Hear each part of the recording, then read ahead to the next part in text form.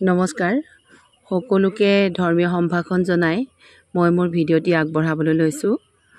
বহুদিনেই হ'ল মই comedy video' আগবঢ়াই আছিলোঁ, কিন্তু আজি মই আমাৰ লিডু কেন্দ্ৰীয় নামঘৰত উপস্থিত হৈছোঁহি, সেইবাবে মই এই ভিডিঅ'টি আপোনালোকলৈ আগবঢ়ালোঁ।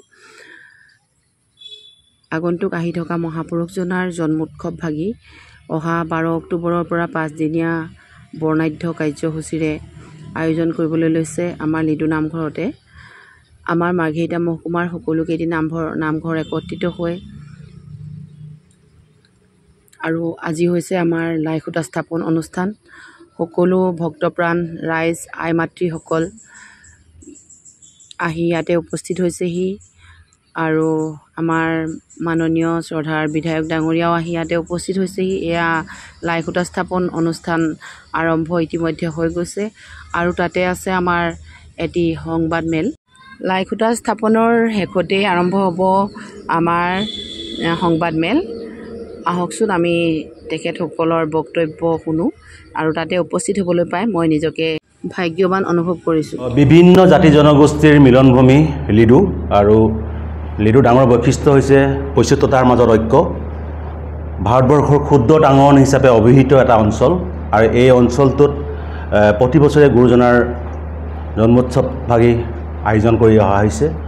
এইবাৰ অলপ ব্যক্তিক্ৰম, এইবাৰ মাৰ্ঘেৰিটা মহকুমা ভিত্তিত যি নামঘৰসমূহৰ সমূহীয়া মঞ্চ আছে, এই সমূহীয়া মঞ্চৰ উদ্যোগত এইবাৰ লিডু কেন্দ্ৰীয় নামঘৰ আৰু লিডু কেন্দ্ৰীয় নামঘৰ প্ৰাংগণত যি লিডু বজাৰ হাইস্কুল খেলপথাৰ আছে, তাত 4 দিনীয়া বিস্তৃত কাৰ্যসূচীৰে এই জন্মোৎসৱ ভাগি উদযাপনৰ আয়োজন কৰা হৈছে।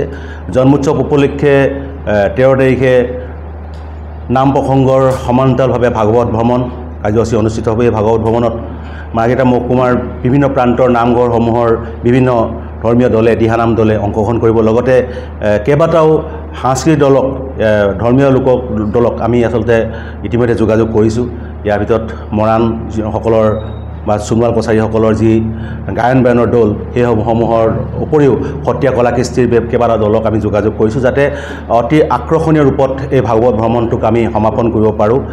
2 দিনৰ কাৰ্যসূচীত 4 দিনৰ যি কাৰ্যসূচী, 4 দিনৰ কাৰ্যসূচীত 2খনকৈ নাট ভাওনা মঞ্চস্থ হ'ব। এখন 13 তাৰিখে এখন মঞ্চস্থ হ'ব, এখন 16 তাৰিখে মঞ্চস্থ হ'ব।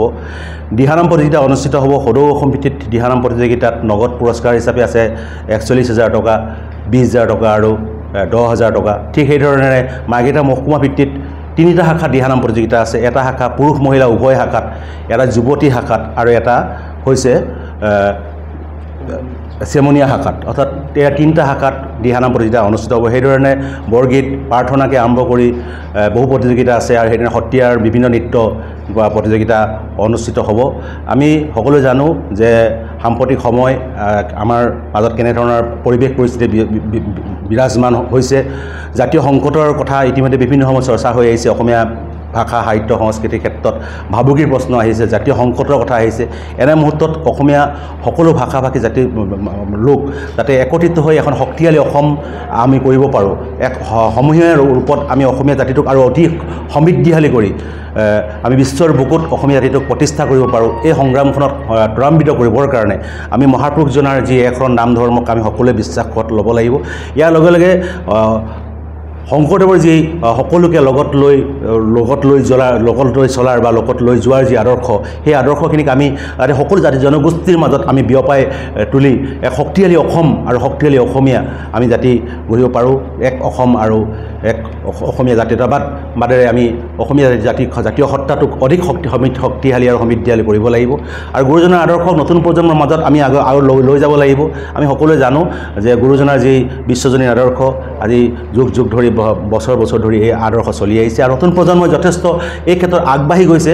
আৰু আমি আশা কৰোঁ যে যিসকল এখন নাম ধৰ্মৰ প্ৰতি আকৃষ্ট হোৱা নাই বা নাম ধৰ্মৰ অনুষ্ঠানলৈ অহা নাই, নামঘৰলৈ অহা নাই, সেইসকলকো আমি এই নামঘৰত অংশগ্ৰহণ কৰিবৰ কাৰণে আহ্বান জনাইছোঁ। আৰু জন্মোৎসৱ ভাগি এই 4 দিনীয়া কাৰ্যসূচীত সফল ৰূপায়ণ কৰিবৰ কাৰণে ইয়াৰ সকলো ভাষা ভাষী জাতি জনগোষ্ঠীয় ৰাইজৰ সহায় সহযোগিতা আমি একান্তভাৱে কামনা কৰি বিনম্ৰতাৰে গুহাৰি জনাইছোঁ।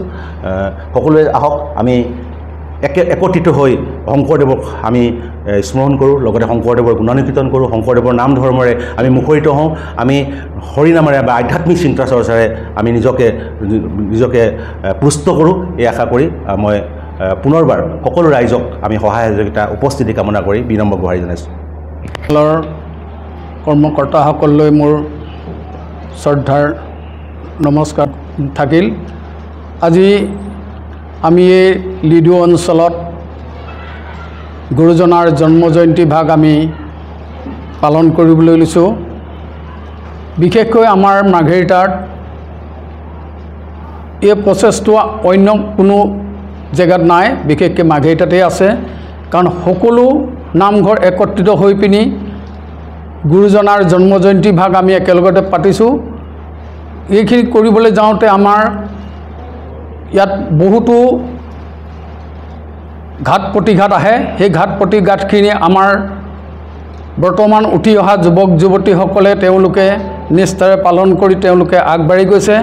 আৰু বিশেষকৈ মই আমাৰ মাৰ্ঘেৰিটাবাসী যুৱক যুৱতীসকলক মই এটা অনুৰোধ কৰিছোঁ, যাতে এই গুৰুজনাৰ যি আদৰ্শ, যি ৰীতি নীতি, যি কলা সংস্কৃতি, এইখিনি যাতে তেওঁলোকে বিশ্ব দৰবাৰলৈ আগবঢ়াই নিব পাৰে, তাৰ কাৰণে মই তেওঁলোকৰ ওচৰত মানে অনুৰোধ কৰিছোঁ। আৰু আগন্তুক দিনত আমি ইয়াত থাকি অতি উলহ মালৰে আমি গুৰুজনাৰ কৰ্মখিনিক আগবঢ়াই নিব পাৰিম বুলি আমাৰ আশা বিশ্বাস। আগবাৰত আগবঢ়াই নিবৰ কাৰণে মই সকলো নৱপ্ৰজন্মৰ প্ৰতি মোৰ অনুৰোধ থাকিল। মিডিয়াক ভক্তিভৰা সেৱা নিবেদন কৰিছোঁ। আজি আমাৰ লিডু কেন্দ্ৰীয় নামঘৰৰ শ্ৰীমন্ত শংকৰদেৱ গুৰুজনাৰ জন্মোৎসৱৰ প্ৰথম লাইখুটা স্থাপন কৰা হৈছে। এই উৎসৱভাগ আমি 28টি বছৰে পালন কৰি আহিছোঁ। এই 28টি বছৰৰ ভিতৰত এইবাৰ শেষত আমি যোৱাবাৰ যি আমাৰ উদযাপন সমিতিয়ে সিদ্ধান্ত লৈছিলোঁ, আমি লিডু কেন্দ্ৰীয় নামঘৰত দিয়া হৈছে। এই উৎসৱভাগ এইবাৰ দেখিছোঁ অতি সুন্দৰভাৱে উলহ মালে পালন কৰিব পৰা হ'ব। আমাৰ এই যিমান বছৰে আমি পালন কৰি আছোঁ, প্ৰতিটো বছৰে প্ৰতিখন গাঁৱত নামঘৰত আমি উন্নতি সাধন কৰিছোঁ। সেই নামঘৰত আমি জাক জমকতাই ধুনীয়াকৈ বনাই দিয়া হৈছে। আৰু আমি সেই ভকতসকলক আৰু আমাৰ উঠি অহা যুৱ সমাজক আমি সত্ৰৰ সত্ৰাধিকাৰ গোসাঁই মহন্তসকলক নিমন্ত্ৰণ কৰি আনি তেখেতলোকৰ শৰণ ভোজন দি গুৰু দীক্ষিত কৰা হৈছে।